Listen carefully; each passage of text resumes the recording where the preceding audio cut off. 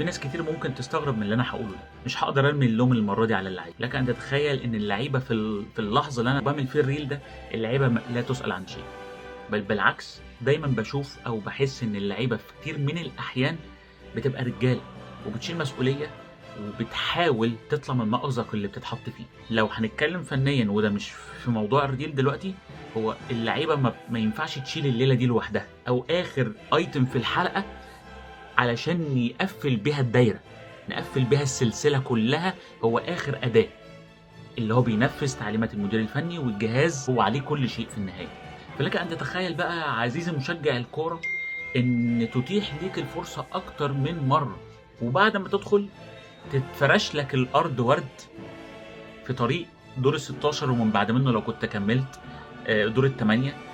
وبتلاعب فرقه هي عماله تقول لك طول ال 90 طول ال 120 دقيقه